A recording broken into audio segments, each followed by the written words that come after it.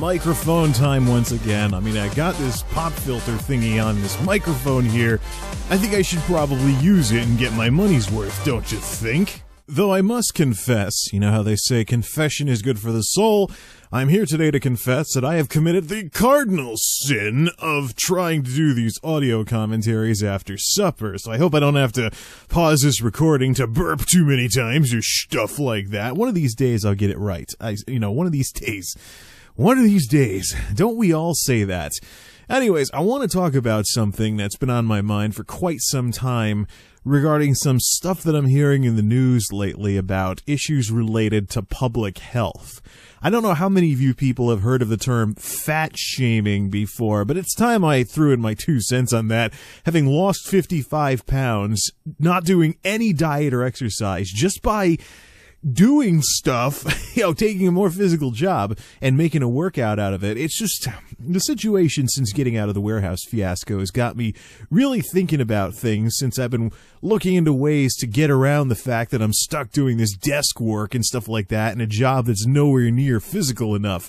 So I've been digging around looking for some information on where I can go from here in terms of actually being able to have energy without drinking caffeine, because that's what I had going on when I was at the warehouse fiasco. I actually didn't even bother with caffeine because I zipped around so much that just being active gave me all kinds of energy. And of course, I've got some green tea that I'm using up that's been sitting there since before the warehouse fiasco. So we're talking about tea that's several months to over a year old. I'm just using it up and getting rid of it. I bought an electric kettle so I can drink tea in the morning and stuff like that. But eventually, when that runs out, I'm not going to be quick to replace it. I got a box left of caffeinated stuff, and I think 2 boxes of decaf. But even decaf has a tiny bit of caffeine in it. So I'm going to use that up and then just wipe down the electric kettle, put that away somewhere, and then just not even bother until the next time I want to have some kind of hot beverage. Maybe it will be out of winter by the time I'm done with that kind of stuff. But anyways, so this job has really got me thinking about this kind of stuff. And interesting coincidence, around the time I started thinking about ways to get some more exercise and things like that, actual formal exercise that I'll actually do every day instead of having to have my job be my exercise, I stumbled across the website and Facebook page of a certain Maria Kang out west, I think California, I think she's from, and stuff like that. You may have heard of her if you pay attention to news or health news or even the Today Show. She really raised a stink a while back with a picture. She's one of those moms who's in incredible shape despite having kids, because she actually works out and didn't let having kids, be the reason why she never wanted to be in shape ever again or something like that. So she is nothing short of awesome. She's exactly the kind of person that this world needs. She knows how to pile on the candor and call a spade and say it like it is. And a while back, she landed in a lot of hot water, which then got her a lot of media coverage, because she posted this picture of herself in absolutely incredible shape because she loves working out and stuff like that, despite having 3 kids and stuff like that. She posted this picture where she's in front of her kids saying, or she's posing with her kids saying, "What's your excuse?"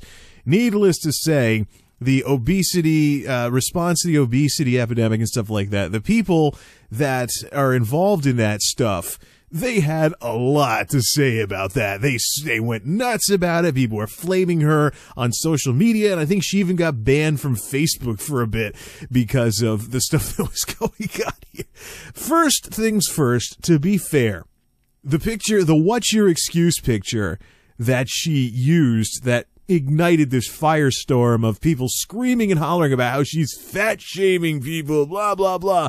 This huge this picture is a professional photo. The name of the photographer is down in the corner, and if you know anything at all about professional photography, no self-respecting photographer just takes pictures as they are. They have tools and they retouch pictures. So without a doubt, this picture is probably at least retouched a little. You know, every time I see a professional photo, it's just like, yep, automatic Photoshop. Same thing with celebrities, too. Celebrities hire, actually it's called the Photoshop effect, because celebrities hire all of these, they hire these Photoshop artists to retouch literally every picture of them possible that goes to the magazines, the news stories, and stuff like that. And that's why it's such a huge problem when celebrities encounter paparazzis, because the paparazzis bypass all of this. And hey, look, here's this picture of so-and-so without her makeup, and stuff like that.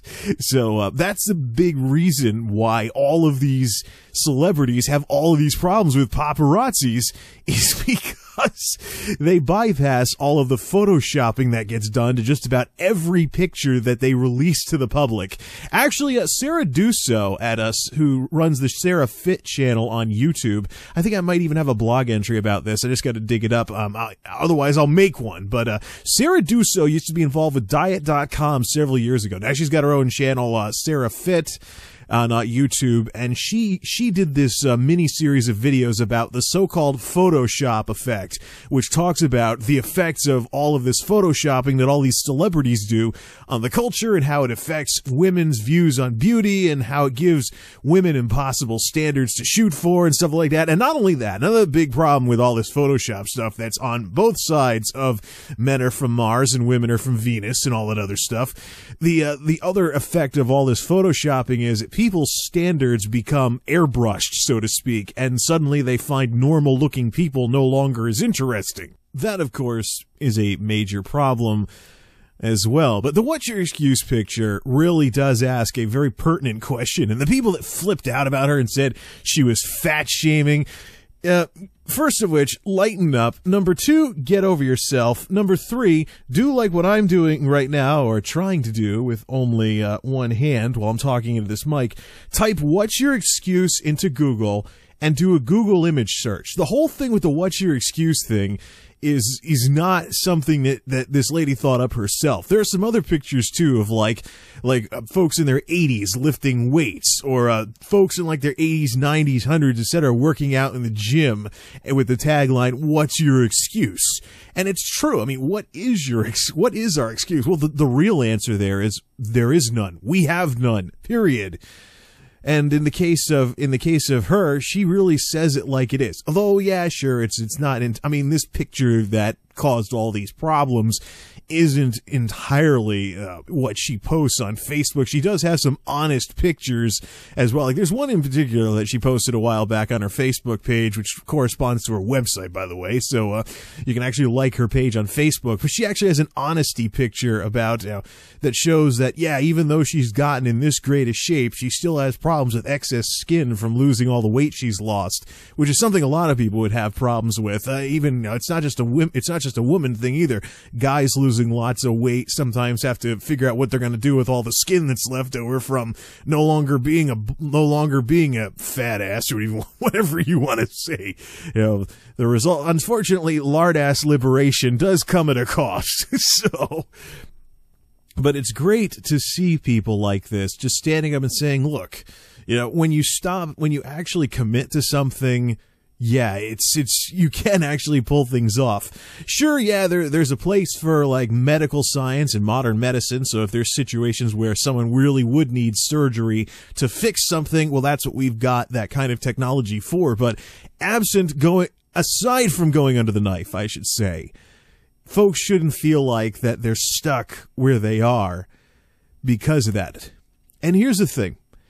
The big reason why I wanted to discuss all of this stuff about being in shape and stuff like that is I hear the term fat shaming. And when I look around and see what goes on in this day and age, I can't help but wonder, should the term that we're using be fit shaming instead of fat shaming? Yeah, sure, there is some elements of fat shaming. Like, I remember when I was a kid, if you were fat back in like grade school or something, you'd get made fun of it. Nowadays, with the childhood obesity epidemic that's going on, there's a lot more folks that pack on extra pounds at that age. And quite frankly, I think it's sad, kids should be told to go outside and play, not given smartphones so they can sit around playing Candy Crush all afternoon instead of doing their homework or whatever goes on these days. But it's sad to see kids in the shape that they're in. And then, get this, you got guys like Richard Simmons having to do activism because school districts want to cut gym class and recess. With the problems we have, and with the unhealthy lifestyles being encouraged in this country, we've got school districts in the name of the budget. Kids aren't spending enough time studying and stuff like that. Wanting to cut gym class or wanting to cut recess. Really? You mean at the very same time that federal health regulators and all these other people that want to regulate the heck out of our school lunches in these public schools, at the very same time you've got all of this stuff going on in the schools where folks are even banning soda in schools. Although ironically, I saw a John Stossel show once where John Stossel was poking around in a school district and he found that the cafeteria was selling Country Time lemonade, which had as much sugar as a Coke, or something along those lines. But, even with things like soda bans in schools, at the very same time that the school districts are trying to encourage healthier eating by banning junk food all over the place, recess and PE are constantly on the chopping block to get axed. Really? What have we become? We have an obesity crisis in this country. We have a problem with people being overweight. We have a problem with people being massively overweight. It is a major contributor to all kinds of problems, the rising cost of healthcare, all this other stuff too, and things like that, and all of this stuff going on, and all of the screaming and hollering that's going on, and then what? Not only do we have these problems in our schools, but once kids grow up and leave school, we have perhaps the most aggressive culture ever to be created in terms of folks taking proper care of themselves. And at the very same time, when employers are jacking up health insurance rates, and I'm sure Obamacare's plans are going to follow suit, when all of these when folks are jacking up insurance rates for smokers and tossing around the idea of doing similar stuff for overweight and obese people, at the very same time all of this is going on, we live in a culture that has never, I don't think it's ever been this aggressive towards being active. I dare say that far from this country having a problem with fat shaming, we have a problem with fit shaming. And yeah, sure, there's always been some element of making fun of people that are overweight, but I see a lot more aggression towards people that don't want to be overweight than the people that are. And at the very same time, the fat acceptance movement and all this other stuff is trying to make it look like we should accept conditions that cause all kinds of health problems as the new normal. Yeah, I hate that phrase. We're going to talk about that in the Dysfunctionomy series at some point. But while all of this is going on, it's nuts. I mean, let's take a look at some real basic things here.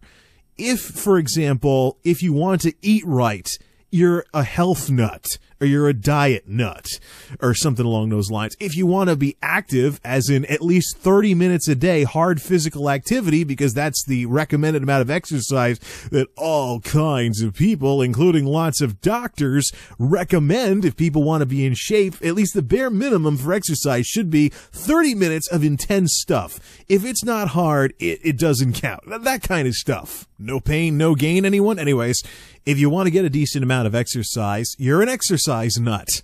So there's derogatory terms for people who want to live healthy lifestyles on both fronts, both diet and exercise.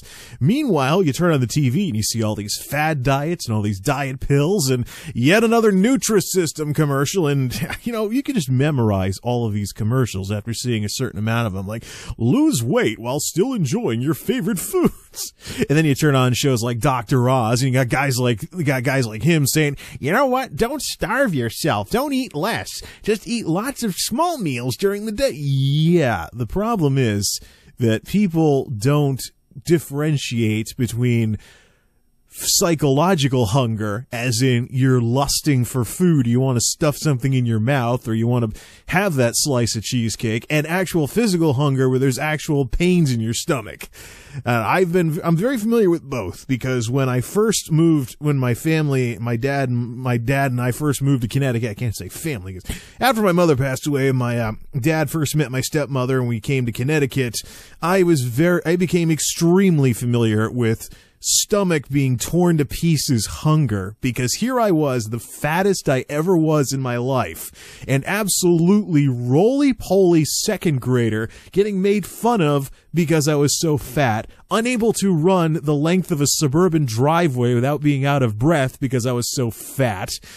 You know, here I was, and the thing is, after my mother passed away, my dad was like, whatever with cooking, and we were having like fried stuff all the time. I was having really sugary breakfast cereal, things like that, like Cocoa Krispies and Cookie Crisp and stuff like that. And what happened was, it was kind of like a shock to the system when we first came over here, because my stepmother immediately only fed me appropriately sized portions. And let me tell you, I was miserable. I almost couldn't even sleep. I was so hungry all the time. It was awful, but I did lose quite a bit of weight very quickly. So much that my stepsisters were like shocked. They were taught, I don't know if they did, but I think they might have been thinking about calling like some kind of government youth services thing, because, hey, are you feeding this kid anything? Look at all the weight he's losing. It was a hard lesson learned, though, because eventually I got used to it, which taught me that it is possible to get used to eating less. So long as it doesn't present any potential health issues, it is possible to eat less and be hungry for a while until you get used to it. So I went from roly-poly grade school kid, fat brat, you name it, to in the best shape of my life by the time I was a junior in high school. I had all these girls asking me when I was in middle school, wow, I remember how you were several years ago. How did you lose so much weight? And I didn't really have an answer, because all I really was doing was just eating right and in the right darn portions. I wasn't having like lots of small meals a day or whatever this stuff you're seeing on all these shows that don't want to step on people's toes, because something to remember, folks, these doctor shows or these talk shows where these people talk about ways to improve your health, they're still shows on a commercial media outlet, something or another, thingy, whatever you want to call it, that is interested in viewers and ratings.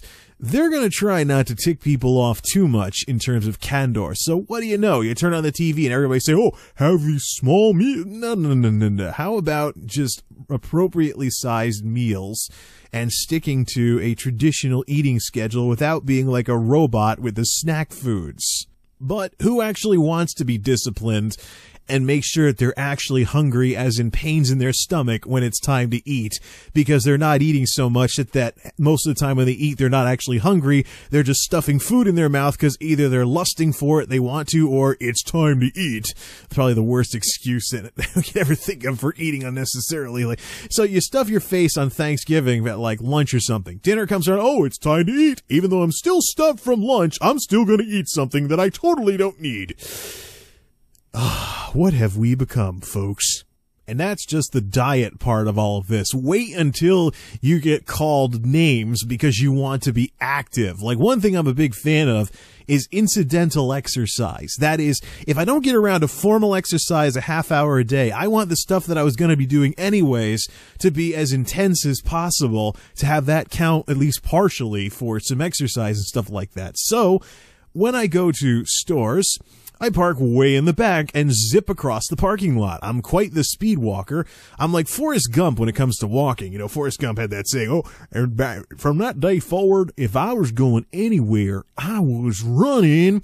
My parody of that would be, from that day forward, if I was going anywhere, I was speed walking. And that's really it. I've been doing it since high school. My reasons have changed over the years. I was a teacher's pet suck-up nerd, whatever you want to call it, in high school, zipped around from class to class, going in between the bells, going, tardiness is not in my vocabulary. Then I zipped around in college to get to class on time because I blew off going to class until like 5 minutes before or something like that, and zipped up there and was out of breath by the time I got to the classroom and stuff like that. And of course, since then, as far as professional stuff, it's beneficial in the warehouse environments I work in to be a fast walker. And also incidental exercise as well. If I don't get around to doing formal exercise of any sort, I will do at least some incidental stuff. But the crap that I take from people because I want to be active is just nuts. You know how many times I've been called the man on a mission, or Speedy Gonzales, or run, Forrest, run, or something like that. If I had a nickel for every time I've been made fun of because I actually walk fast, as opposed to what? Slogging along, and we wonder why there's an obesity crisis in this country when everybody's slogging along and not walking at a brisk pace like all the doctors recommend? Then there's something even as basic as stretching to get the blood flowing and stuff like that. I find that the stretches that I used to do at the warehouse fiasco job are actually better for me than coffee in terms of waking me up or getting me to focus or getting my attention or stuff like that. So even though I've been doing desk work and computer work, I've actually still been doing all the stretches that I used to do at the other warehouse job back when I was doing warehouse floor work, and I get looks from people if they ever catch me doing them. I'll be in the men's room like doing some stretches and stuff like that. Or there was one time I was out by my desk doing some stretches. One of the supervisors walked by. He's like, "What are you doing?" And I'm like, "Yeah, just stretch. Some of these stretches are anti-carpal tunnel, but this stuff wakes me up better than coffee." He's like, "Okay, yeah." Seriously, all I want to do is just stretch, and some of the stretches I do are anti-carpal tunnel, so they help out when I'm with all the computer work that I'm doing. But really, whoop-de-doo. Oh, by the way, also, you know, with the amount of time I spend sitting down all day, it would be nice if I could stand up and stretch and have a stretch break when I'm in the cafeteria for breaks and lunches. But guess what happens if I just stand up and drink like a thing of green tea instead of sitting down at the tables? I get funky looks. I get made fun of for zipping around, speed walking, running up and down stairs. I get made fun of for stretching out when I'm on my breaks. You know what they say, you should get up and stretch and stuff like that. I get made fun of because I'm so close to my boss's office that it's quicker, managers take note, a productivity increase, for me to just zip over there with how fast I am on my feet, zip over there and see if he's in his office rather than calling his number and waiting the 4 rings for it to go to voicemail, which lets me know that my boss ain't in the office. I get made fun of for all of these little things that I do to be more active. And now just take this kind of aggression towards wanting to be active and live a healthy lifestyle and apply it to a country of hundreds of millions of people that has a big problem with people being overweight and obese. Biggest problem with food in this country is that people are fat. We don't have a mass starvation or famine problem. Everybody's roly-poly. And yet, if you try to do something different, read healthy, you get made fun of. We don't have a problem with fat shaming, folks. We have a problem with fit shaming. It's time for the hate to stop. We talk about acceptance and tolerance and diversity and stuff like that, but we won't apply it to something as basic as somebody not wanting to be fat. And instead, what do? We go in the other direction, and we have these fat acceptance movements trying to make a health problem into the new normal. That's what obesity is, folks. It's just outrageous, the deep running hatred there is when, oh no, you don't want to be fat like everybody else. I was actually reading an article the other day. Another woman who had kids and then went to lose weight afterwards was incredibly successful. She lost so much weight that her friends were making fun of her, saying, "If you lose any more weight, we probably won't want to have anything more to do with you." Really? Hey, Madam Jealousy, why don't you actually go with her to the gym? Yeah, sure, you may not be able to keep up with her, but once you get over that hurdle, you know what they say about exercise, too. It's always easier to remember to exercise if you have a partner. Unbelievable. This is the Huffington Post women's section, by the way, so it's like liberal, feminist, rah, rah, rah type stuff, and I'm reading about women who lose too much weight after having kids getting made fun of by their friends because of this stuff. Fat shaming in America? No, friends. We have a problem with fit shaming. Now, if you'll excuse me, I'm going to step away from this microphone and do all of that stuff that people make fun of me for. Oh, by the way, something I forgot to mention. I listen to all high-energy electronic music and dance music nowadays because if I listen to it on the way in, keeps me awake better than like 70s slow hits or something like that. It actually helps keep me awake when I'm driving in, and furthermore, I'm always tempted to just bust on the headphones and just dance like a maniac at home. Yeah, sure. But yet, if you're a guy that listens to that kind of music, even if it helps you work out and stuff, people make fun of you for that as well. Some even going as far as to say, turn in your man card. Fat shaming or fit shaming, folks? We need to make up our mind what we want in this country. Do we want people to be in shape or what? And by in shape, I don't mean that everybody's ripped and they look like some kind of pro wrestler or something. Well, then again, not all the pro wrestlers are totally ripped either. Some of them are just kind of big guys to begin with. But do we really want someone looking like we don't need everybody to look like super awesome bodybuilders that take all kinds of protein, steroid, whatever weird powders the supplement industry, the muscle building supplement industry is selling these days. We don't need everybody to be like that, but it'd be nice if I could walk through the supermarket at a brisk pace with a shopping cart and not get stuck behind some blubber ass that's like middle-aged and warming up for having a walker in their 60s and 70s because they're lurched over their shopping cart or something like that. Again, I'll say it as many times as I need to. Do we have a problem in this country with fat shaming or fit shaming? Something to think about. Speaking of fit, it's time for me to do some form of exercise while this stuff crunches and renders. Just some stuff to think about, folks. Till next time, this is MultimediaJay signing off. Thanks for listening, and thanks for stopping by.